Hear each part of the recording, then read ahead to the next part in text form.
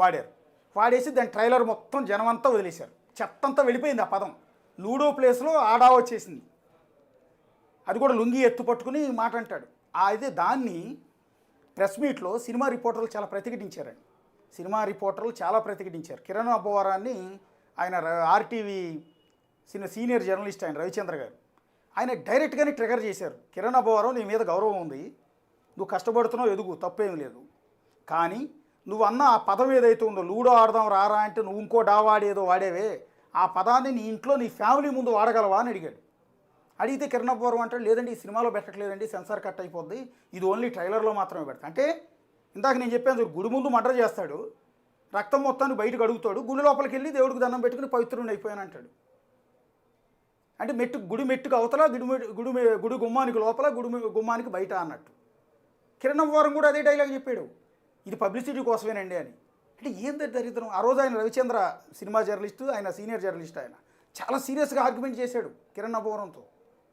భ్రష్టు పట్టిస్తున్నారు కదా తెలుగు సినిమాని ఈ రకంగా అని ఆవేదన చెందుతూ. సో అక్కడి నుంచి మొదలైంది. నాకు తెలిసి ఆ కిరణ్ అబ్బవరం కేర్యాంప్ అనే సినిమా బాగా ఆడింది, డబ్బులు బాగా వచ్చాయి కదా. దాని ప్రొడ్యూసర్ కూడా ఎవరో రివ్యూ రాశారని చెప్పి ఒక వెబ్సైట్ ఆయన పట్టుకుని ఇష్టం వచ్చినట్టు బూతులు తిట్టాడు. సో ఇక్కడంటే నెగిటివ్ పబ్లిసిటీ మనం ఎంత నెగిటివ్ చేస్తే దాన్ని జనం ఓన్ చేసుకుంటారు.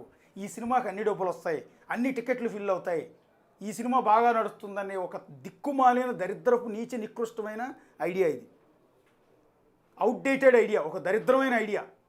సో దాన్ని ఇక్కడ మనోడు చంద్రహాస్ ఇంప్లిమెంట్ చేశాడు. అది నాకు తెలిసి ఎవడో తప్పుదో పట్టించింది. ఇది నేను అనుకోవటం ఏంటంటే చంద్రహాస్ సొంతంగా చేసింది కాదు, ఇతనికి ఈ ఐడియా ఇచ్చాడు, ఎవడో స్క్రిప్టింగ్ ఇచ్చాడు. అరే నువ్వు ఇట్లా భ్రష్టు పట్టించు, ఇలా చండాలంగా చెలరైపో, నీ ఇష్టం, దాన్ని అవసరమైన తర్వాత కవర్ చేస్తాను. అశోకో రోహిత్తో మొత్తుకుంటారు, అశోకో రోహిత్తో మొత్తుకుంటారు, మొత్తుకున్నప్పుడు వీళ్ళు కావాలంటే మనం పట్టపగలు బరిదెగించి తిట్టేద్దాం, నీకు 24 గంటలు ఏమి ఇస్తున్నా నీ ఎంత చూసేస్తానని చెప్పేద్దాం, ఒక లీగల్ నోటీస్ పంపించేద్దాం. భయపడిపోతారు, వణికిపోతారు. ఏంది వణికిపోయేది? ఏదో వణికిపోయేది. 24 గంటలు అయింది, నేను ఏడ కూర్చున్నా, నువ్వు ఈ టైంకి రిలీజ్ చేసే వీడియో. సుపారీ గ్యాంగ్ని నెంబర్ ఉంటే పని చేద్దాం అశోక్, డైరెక్ట్ చంద్రహాస్తోనే మనం మాట్లాడదాం. చంద్రహాస్, నువ్వు 24 గంటల సమయం ఇచ్చావు, ఇదిగో కూర్చుని ఉన్నాం, నువ్వు రా, పోనీ ఫోన్ చేయి, పోనీ మేము ఫోన్ చేస్తాం, లిఫ్ట్ చేయి.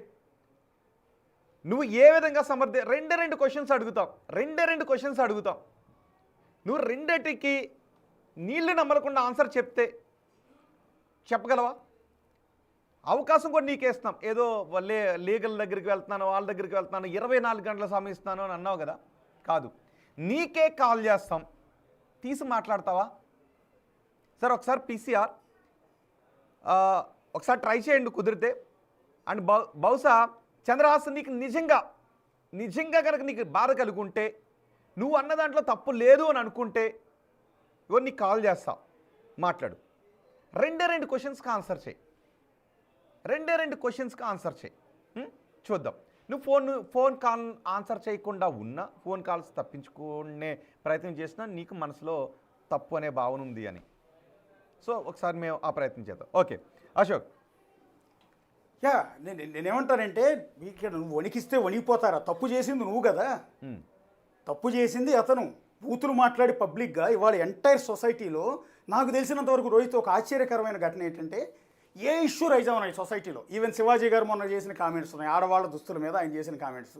సో ఆ కామెంట్స్లో 50% అగైనెస్ట్, 50% పాజిటివ్ వచ్చింది.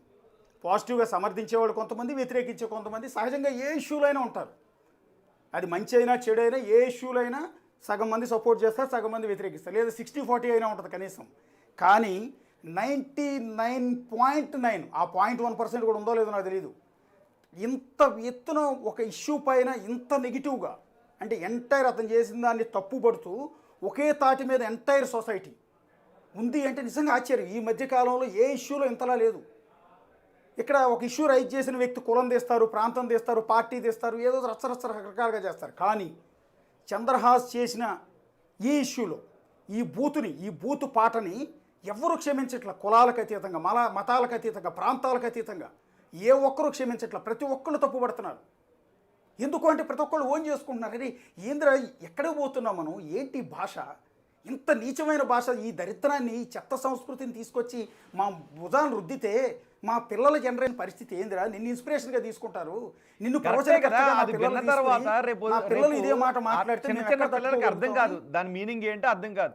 స్కూల్కి వెళ్ళిన తర్వాత ఆ పాటని పాడాడు అనుకుందాం, స్కూల్లో ఏదైనా పొరపాటున గ్రహపాటనో టీచర్ ముందు పాడాడు అనుకుందాం, అర్థం తెలియనట్టు ఈ పాడితే తప్పు కాదేమో. సినిమాల్లో మనం చూసే సినిమాల్లో ఆ ప్రభాకర్ వాళ్ళ అబ్బాయే పాడాడు కదా, మనం పాడితే తప్పు కాదు అని అనుకుంటారు. అంతే టీచర్ అంతే ముందుకెళ్ళి వస్తుంది పాడితే కదా, ఏంటి పరిస్థితి? అంతే వస్తుంది కదా.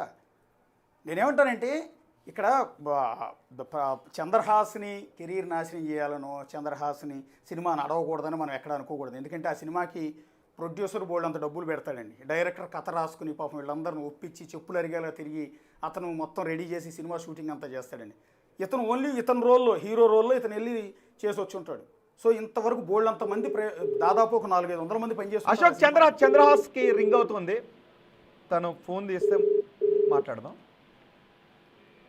ఇప్పుడు రింగ్ అవుతుంది, ఆ ring sound. Your call has been forwarded to voicemail. The person you're trying to reach is not available. Chandrahas At phone the తీయడం tone, లేదు. please record your message. Chandrahas